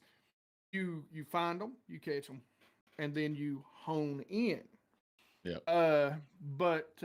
So definitely a swim bait, and that could be. Generally, I do like the soft plastics from these to the 2.8 Kitex. They're like I said, it's just time of year, water temps, the whole 9 yards. The jig is absolutely the second because it's right there with it. Which jig? All jigs? Like any All jig? jigs. I was going to All ask you this jigs. earlier. Do you have a favorite type of jig? The Arky style jig. So Okay, yeah, I saw some that guys video. would call it flipping, but it's the kind of old school, kind of original jig. It comes through wood real well, surprise. It comes through rocks real well, surprise. It does not come through grass as well. So that would be my favorite. But again, everything from a swim jig to a bullet head, kind of punching, flipping jig, to a football head jig. They're just so versatile. You want to see a can weight, do a so skirt, much and a stuff hook. with them. Exactly. And then from there, gosh, I don't know, a third. Like doesn't even matter. Just like whatever. Don't need Yeah. anything else. Yeah, I mean, Swim baits, jigs, got it. I love a crankbait bite. So if I There you just go. had to pick one, but a crankbait would probably be the next one. So Yeah, once you get on them, you can stay on them. That's the best. Like once, Yeah. like it depends on time of year, but like man, once you find them on a deeper crank, like you just park the boat and like Yep. let's just rip them up. yeah. It's a blast. So that's your top 3. So you probably knew this one was coming. What are your bottom 3? Like what are the ones you're like, Ooh. I swear to the Lord, I hope I don't have to reach into this bag and grab one of If you put this in my hand, I'm going to throw it overboard. exactly. Done. What are those? Trash. Carolina rig, because Ooh, the sea rig takes the I am hell. mine is like Listen. literally reeling. listen, I tell people all the time, it's like, anything that is overly complicated, I'm against. A Carolina rig, even though I simplify it, and I love it. And listen, during this time of year, I'm using a Carolina rig. But, a Carolina rig is such a pain. There you go. You Drop seen shot? those? Because a drop shot is the same exact thing. I love it. I love a drop shot. But again, I've got to tie and I got to do and I got to Yeah. and then I'm going to go away from a technique and go to a knot and go to the FG knot because you need 3 nuns, a priest, and a donkey to tie the thing. Yeah. Okay. All right. So 2 things. One, you need to go to our TikTok. You need to go to the Burly Fishing TikTok. And you need to look at the one that I just posted. It was made for you. This TikTok was made for you. All right. So that's one. Number The number one you 2. just posted, yeah. Yeah, and I did So good. I did. You seriously, you'll cry. You'll laugh so hard. All right. The second thing that I want to say is, I made a discovery maybe in the spring. There's a method for tying the FG knot that I have now. Not that I've perfected it, but I got to the point where I can tie it in the wind in a kayak as long as I have a place to set my rod where I can put tension on the line. And I tie in my office all the time. And I've now gotten to the point where that is the only leader knot that I use. That's it. You guys are too cool for school. I'll never do I did a it. video on it. I did a video on it though. It's the easiest one to find because I've only made like a couple long form videos on my Instagram. It is in there, and I'll tell you right now, like it's called the tension method. Salt Strong does a really, really nice job of explaining. It's like a 2-minute video, and it's called the tension method. So you don't have to like hold it with this hand, hold it with this hand, hold it with this hand, and your feet like this. None of that. It's really easy, and I'm gonna tell you right now.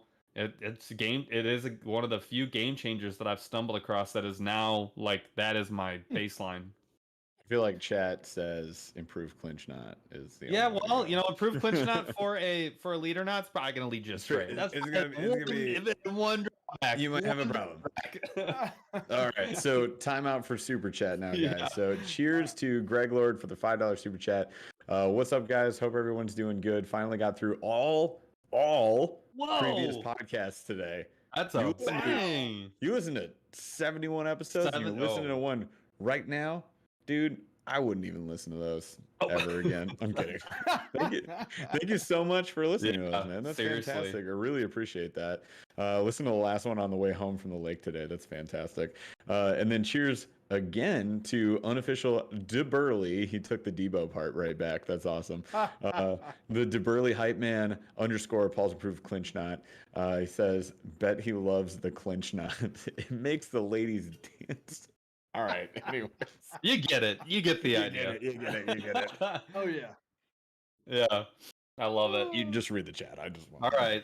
So, bottom 3, man. They're all. The crazy thing is those are all Clearwater killers. Mm-hmm. That's wild. That's why my super mind deep. I mean, I get where you're coming from. I am not a big fan of the Sea Rig. The Carolina, like I'm just like, I have a lot of man. There's days stuff for it. Heals. Oh, you fished ledges too, right? Yes, and don't get me wrong, I've got a dedicated rod just for it, and it's tied up and the whole 9 yards. But listen, I'm throwing everything at them, everything. And then when I get to that Carolina rig rod, I pull it out and I look at it. Now I'm going to have beer and wings. I go on. I'll go like this. You walk by it every time. It's got more dust on it than a book found in the movie National Treasure. You're grabbing every other rod, just looking at that one, just like no, I'm not gonna I'm do literally throwing like mag heads and mag Nico rigs, and I'm looking at that thing and I'm going, I ain't throwing it. You know what could work? Not this. Not gonna get thrown today. I'm not gonna cast that today. I'm in the middle of a tournament earlier this year, fishing for 10 grand. My buddy's like, I'm gonna throw a Carolina rig. I'm like, you do that. And he's catching them. I'm like, Enjoy I'm throwing yourself. this crankbait. Hard pass. This crankbait and this jig until you give us a limit, or I just have to change up. Wow, I love it. So I feel like we got to your bottom 3, and I feel really confident about that answer. I had a couple other questions. I'm gonna save them because I think we're gonna have to have you back. This is too much fun. It's 9:30. I don't want your wife to get back off shift by the time you're signing up. Listen, she's a general manager. She's closing. I can be here all night, man. I'm ready to go. Dude, do not Debo will test. We will take you to the limit. Yeah. We'll make you walk back out to the fridge. Listen, I got to go on night shifts tomorrow because I'm covering for a guy. So I literally need to stay up as late as I can. I love it, man. I love it. Well, I'm going to downgrade to the Miller Lite, though. I'm just telling you. Well, yeah. That means we're just take a beer break. We're just like, all right, chat. We'll be back in 5 minutes. All right, so chat. It's that time of the show. We are going to kick off. Where they say chat? Yeah, they're going to start saying chat because here are the rules for the giveaway. The $25 Monster Bass giveaway, which is good for everything except for subscriptions. So that includes All the tackle they got on there, and they are loaded. You get a Burly fishing hat. I'm sure you can find a Monster Bass hat like this one if you really wanted to. But they got the Burly fishing T-shirt. We got it all. So $25 gift card to Monster Bass. Here's how we do it. You start typing anything starting now. You start typing something, anything. Our favorite word to be chatted in chat is the word chat. Sometimes with an exclamation point, but start chatting. You are entered once you chat, so let it rip. And we will choose a random comment after we get through the lightning round with Bass Geek. We're gonna go through a lightning round of questions. Very witty lightning rounds. And we've done lightnings for like what 50 episodes at this point. They take 20 minutes. We all know. Has one more ever like been slow rolling thunder. My question is have you been keeping record? Who was the fastest? Like, I want to know, because see, here's the competitor. I want to break the record. Oh god! Does it have to be coherent? Does it have to be coherent? No. Here's the thing. It's not actually about speed. It's more about fun. It's more about fun. It's way more about like fun. How much entertainment can you jam into this next 10 minutes? It's easy and it's fun. And we would ruin the speed round anyways. What's the slowest record, Charles? We have a 35-minute lightning round. I believe it. Absolutely, I believe Maybe it. I should shoot. Yeah. Maybe I should shoot for that, Rick. That's shoot for the longest. So yeah. Which one was 35 minutes?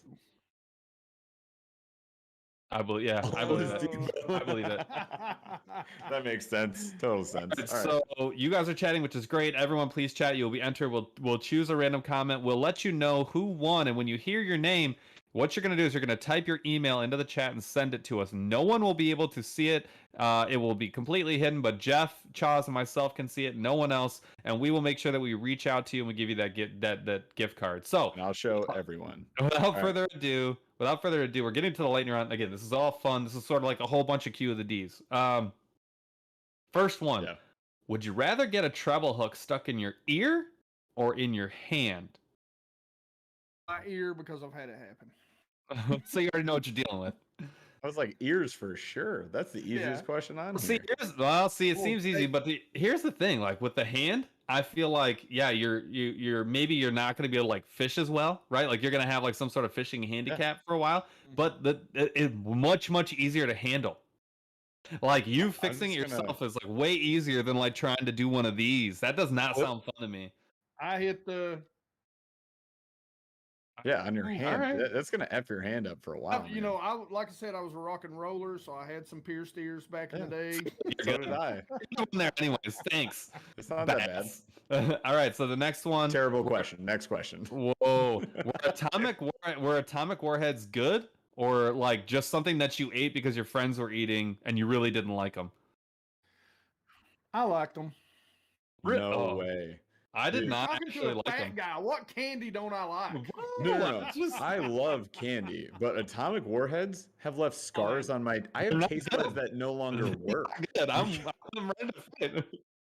Yeah, man. They would just sandpaper tongue, and you'd be like, regular warheads were good, and the black cherry was on point. I would eat black cherry for days. Black cherry was the go. You hand me that lemon one, that yellow one, and I was in for a battle. I was gonna tear it out, and I wasn't gonna spit it out because all your bros were like waiting for you to cry, and you're like, no, I'm not gonna. I'm happy. Give me another one. But no, they were not good. No. Yes. Get out. You're fired.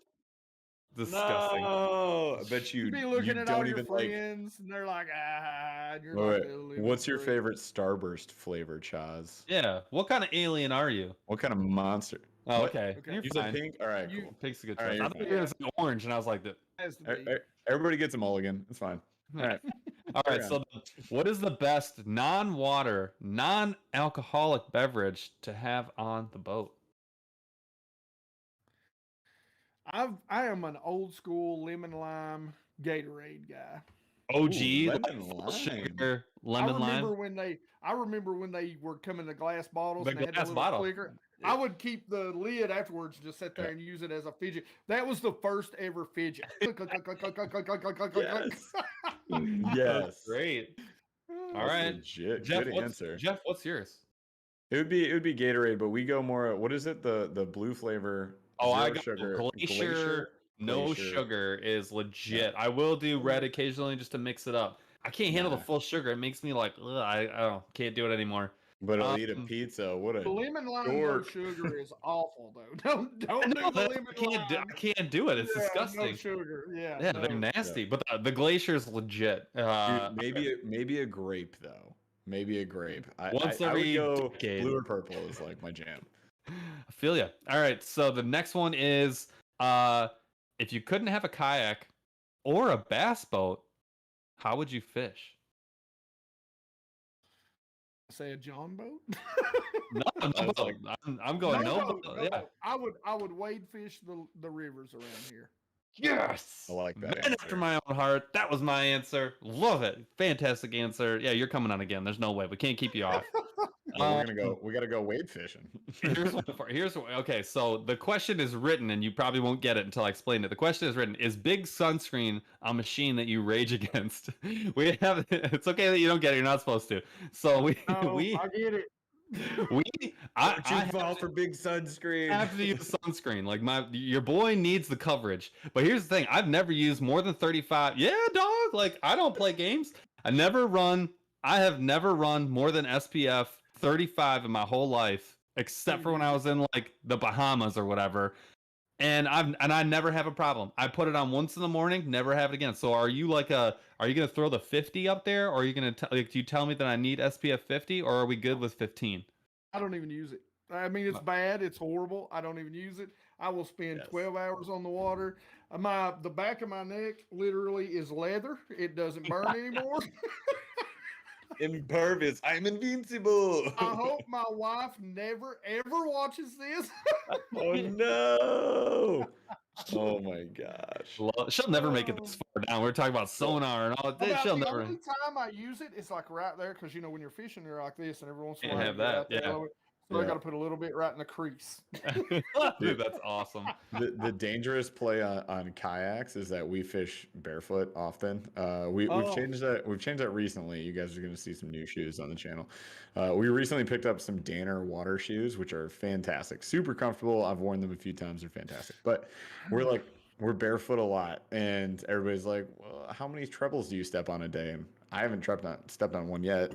Yeah. Knock on wood. Yet. But your feet, the top of your feet, is the danger zone for sunburns when you're barefoot. Yeah. That's You a will regret it. nightmare burn. You'll regret it. I'm an old school flop Barefoot wearer, chaz. Yeah, but, flops.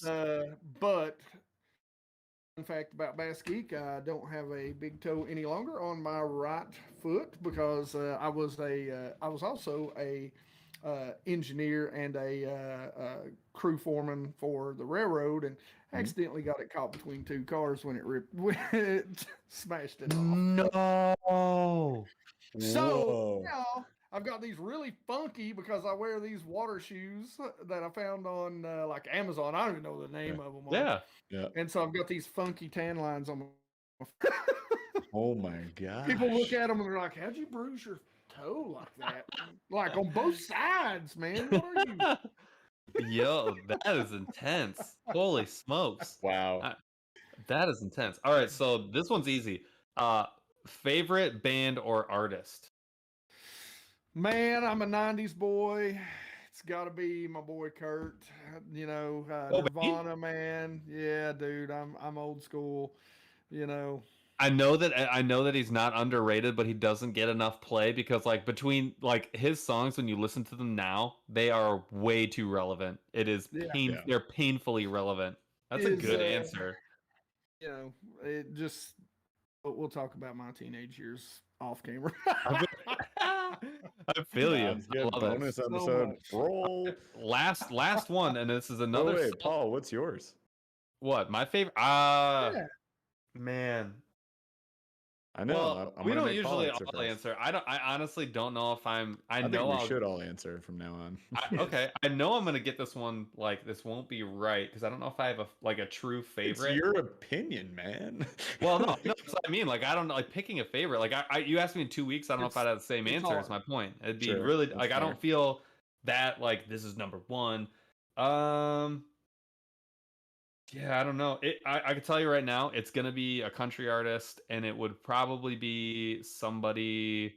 really old that no one would care about. I'm gonna have to think. I'm just gonna say it's a country artist. I don't have an answer ready, and it's because I know that it would be a different answer in like 2 weeks. And it wouldn't be George Strait, even though I kind of like want it to be, but it definitely would not be. So, Tim McGraw. God no. God, No. I got respect for Chaz. George. There you go. Mine is Fleetwood Mac. And Yes. I didn't You've have to said think that about that one. before. I have said that before. And yeah, it's just, like you come home, so we have like the Amazon Alexa in the house, and it's just like you just ask her to put on some music. And my go-to is like 1970s rock. So good, amazing era of rock. And then usually what comes on? Fleetwood. So oftentimes we just cut to the chase. We're like, play me some Fleetwood, dude. And I'm just always in a good mood after that. Lindsey Buckingham. Dude can with shred. those, weird long fingernails, but he could pick. Yeah, dude. Because he had 10 of them. I'm gonna have to go back, and I'm gonna have to like legitimately think about that. I do not have an answer for you though. The tough part is I do like. I listen to a lot of different music. I listen to a ton of rap, a ton of metal, and a lot like a boatload of country, like a boatload. Yep. 90s rap was the only rap. Dr. Dre, Snoop Dogg, up in the house. It is literally it's nothing but strong opinions. This is my favorite. All right, so can I ask my last question so we can get through this? I'm ready. I think we're ready. The people are definitely, dude. People get antsy when you don't do the giveaway in like 25 minutes or less. They're like, we're ready. Chat, are you serious, chat? You want to win? Dude, they do. Things? It's okay. It shows. Fine. What is your go-to base layer for spring bibs? Spring bibs specifically. So like, a tech question. Decent weather, but not like cold.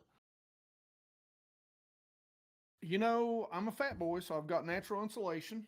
Okay. Shorts and t-shirt.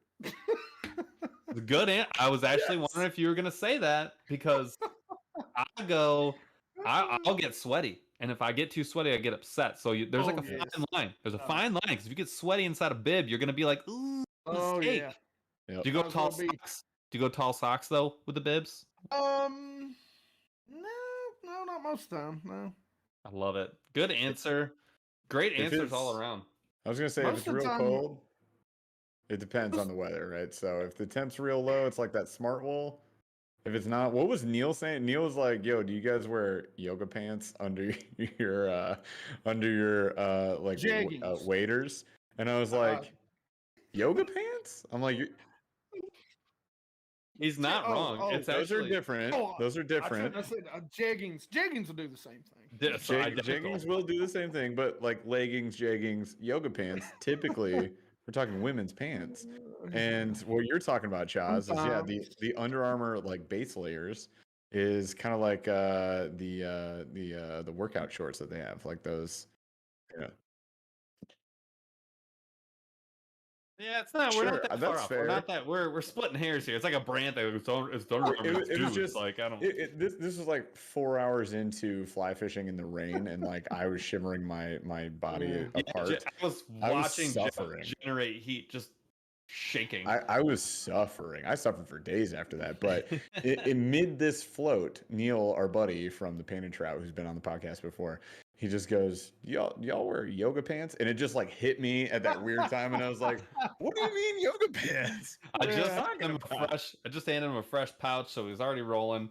Going downhill. When it comes, you were asking me about socks. Like it literally snowed the Douglas tournament that I fished this year. It literally snowed the day before I left. Water shoes, no socks. It rained all weekend. It was cold. Dang. He's invincible. It's ridiculous. He's the guy on campus where it would be school would be canceled because of ice, and he'd be out there sliding down the middle of the road in shorts. Me and my 4 best friends in high school had a bet, and every month we put $1 in to see who would be the first to not wear shorts. It literally went on from 10th grade until our senior year, when we had to put on dress slacks. And I'm in the mountains. We went sleigh riding in shorts. Oh my God. Jean shorts. Dude, that is win. That is phenomenal. I love it, What a dude. way to end a lightning round. All right, let's Yeah. do this. Charles, let's pick a winner. Yep. Yeah. Yeah. What subscriber t-shirt? Could it possibly be the t-shirt that we're gonna custom design and limited release? Chaz just won. Chaz, congrats, bro. Congrats. Just ask Rafi for free stuff. All right. So, wait. Noe? No Wes? Noe. No Lopez. I think it's pronounced Noe. Noe? I'm very confident. Noe Lopez. Noe Lopez. Noe Lopez. We're just saying his name. We're waiting. Times. He's like, All right. who's Noe? So as he's trying to figure out how to pronounce his own name because we've destroyed it, yeah, you guys, just so you know, we're gonna be voting on a custom limited run T-shirt that will be sent for free to our Snorlax crew members. So if you join our YouTube membership and you bump up to that Snorlax level, which is I think $9.99 a month, right? Paul, maybe somebody correct me if I'm wrong. You're right. Definitely that. We're gonna send you a shirt, and we're gonna make it a fun shirt, something based on the show, something that either Paul or I or both of us have said or say all the time. One of the votes I really want to be big sunscreen because that Big one gets sunscreen me. was one of the votes, and it was gonna be just like SPF 50, like freaking jacked, just like take it down, and it was just gonna be circle crossed out, Yeah. like take down big sunscreen. Yeah. Shark juice is Shark going to Juice be an is on the option. list. Nedrig Nerds was brought up 1,000 times on today's chat, so I'm putting it in there. It's going to be an option. And then the what's the drop shot one? The drop shot one, which one? The Oh, Drop Dead double- Ned. Drop Dead Ned. Yeah, the Drop Dead Ned could be one. We're not going to do a front and back, but we're going to like just have it like dangling down the center of the shirt. I don't know. We'll just trust us. We'll have cool art because we're going to like Make my brother do it. We're going to make Paul's brother do it. Who only plays in an amazing, awesome band, but yeah, we're gonna make him do it. So I see Noe Lopez has put in their email. So thank you so much, and congrats on your $25. You will be receiving that in 3 to 5 business days, which is essentially how long it takes me to send a Slack message to Rafi, who, if you guys don't know, is like head guy next to Rick at MONSTERBASS. I don't even know his exact position, honestly. I'm gonna ask him that next time. Chief Marketing Officer. Is he? He's the CMO. There you go. Yeah. So he's gonna send me a gift card to send you. So hang tight, brother, and I will get it over to you ASAP. And I believe we've covered the show meet, have we not? And the lightning has been completed. There's always my favorite part, which is where we thank our illustrious guest, Bass Geek. Thank you so much for being here and being a fantastic guest. Honestly, this was so much fun. This was just I had more fun.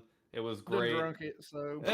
But thank you so much, and please thanks for the super chat that just hit us as well at that moment. So from appreciate Noah you, bro. Lopez, who just won. Wow, a tip for you winning. Thank you so much. But yeah, seriously, you've been a great guest. It's a great time. Thank you so much. We will be bothering you to bug us again the next time your wife decides to go on night shift. And please tell people where they go find you, because if you want to learn anything, I mean legitimately fishing related, apparently football related, you need to go find Bass Geek. So please tell them where they can find you. Guys, just check me out. It's Bass Geek. Literally, I tell everybody, if you just Google Bass Geek, you will find this ugly mug. It's that easy. On pretty much anything, Bass Geek Fishing on Instagram, Bass Geek Fishing on Facebook. I do have a Twitter, and I kind of post stuff to that once in a while, but gotta get the tickety tockety going on. That TikTok do it tonight while you're trying to stay awake, and go look at Burly Fishing and look at the TikTok that I just posted. It's made for you. Yes. You will message me and you'll be like, "You hurt my feelings. Why would you do that?" But guys, I appreciate it. I really have had a good time, man. I love hanging out with you guys. Really, I mean, this is what I love to do. Just sit around and BS about fishing, and tell stories. Isn't that what fishing really is about? Just telling stories. Nailed it. That's the deal, man. So yeah, we really appreciate you being on. Thanks for the time, and you guys, you heard it. Go check out Bass Geek everywhere. Especially Twitter, but also TikTok, and mainly just those two things. MySpace and also Friendster, Yes. Dig them up, dude. Check out my clubhouse. check out my top 10 friends on MySpace. All right. MySpace. What a blast from the past. You're welcome, people who were born late in the 90s and beyond. You have no idea what I'm talking about. But hey, chat, we love you guys so much. Thank you for joining us for, unfortunately, our last live for 2 weeks. Oh my gosh, we're going to miss you so much. It's going to be super hard. But like I said, next week, iCast, we will be live on Instagram multiple days in a row, multiple times a day. So stay tuned for those. Watch our Instagrams. And after that, Chaz is gone, but we've still got 2 episodes being posted for you. One next week, same time, same place, Thursday, 8 p.m. It'll be up on YouTube. We might even premiere it. And then if Paul and I can get back to the hotel room in time, like we'll try and chat with you there. So hopefully we can do something like that. And then the week after that, we can do the same thing. But then we're back live again. So we'll be back soon. We're going to miss you lots, miss you much. But we'll be back again. Thanks again to Bass Geek for being here. Thanks to Chaz for producing the show and making the things go and pressing buttons and making things whir and whatever the heck happens back there behind the screen. I have no idea. And thanks for Paul for nothing. All right, Chaz, take us out. Took a swing at a wrecking ball and I prayed for my downfall and I found a way to reconcile, 'cause in my heart it's not worthwhile. It's a bloody battlefield where some go down, others heal. In the end it's all the same.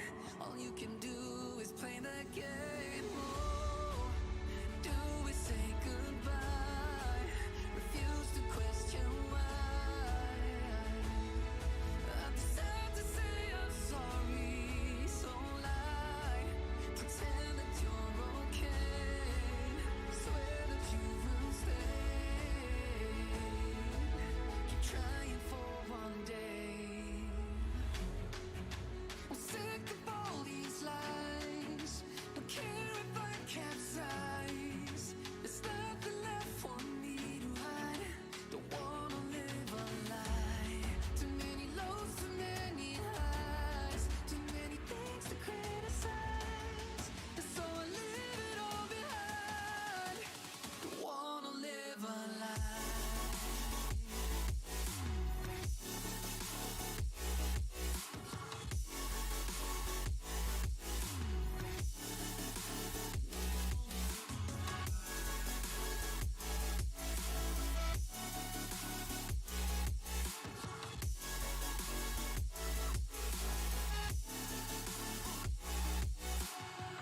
Life kept spitting at my feet and forced me down a dead-end street when all I had went up in flames.